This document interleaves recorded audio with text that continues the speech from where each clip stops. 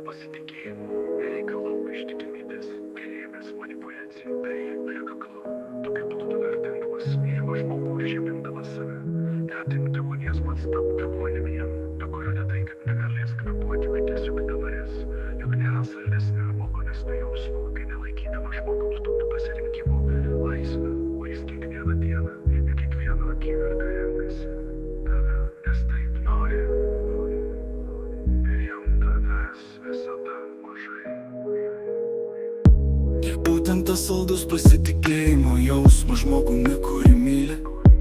Jums gera tiesiog būti kartu, bet ir nebaisu būti tik atskirai. Tu matai, kaip kiekvienu judesiu, mintimis, gestu, žodžiu priimtais sprendimais jis renkasi tave. Ir jam nieko kito nereikia. Jis stengtai gauti per jėgą, per manipuliaciją, per kaltės ar pareigos jausmą.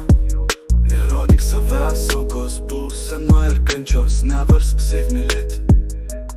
Būta meilė, pagarba ir pasitikėjimas, tai pagrindas bet kokių sveikų santykių, pasikartusių sveikų santykių.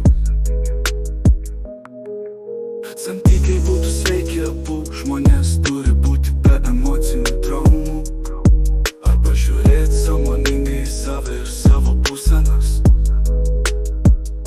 Mylėt savęs, kurt savo gyvenimą ir iš tos papildytos būsenos kurti santykius.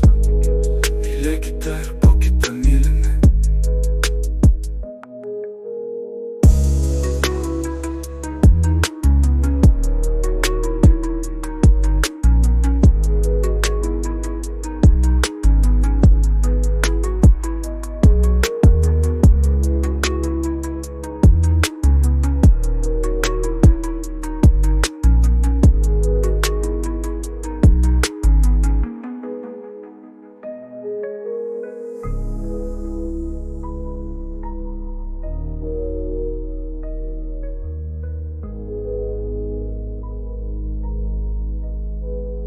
Ir jam nieko kito nereikia.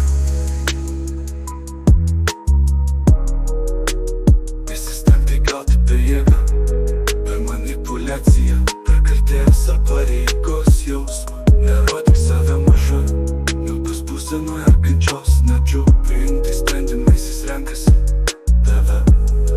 Ir jam nieko kito nereikia. Nesistengti gauti per jėgą, per manipuliaciją, per kaltės ar pareigos jausmą.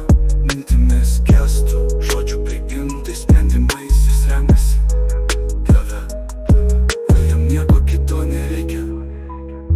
Nesistengti gauti per jėgą, per manipuliaciją, per kaltės ar pareigos jausmą. Nerodyk savęs saugos būsenoje ar kančios, neversk sav mylėti.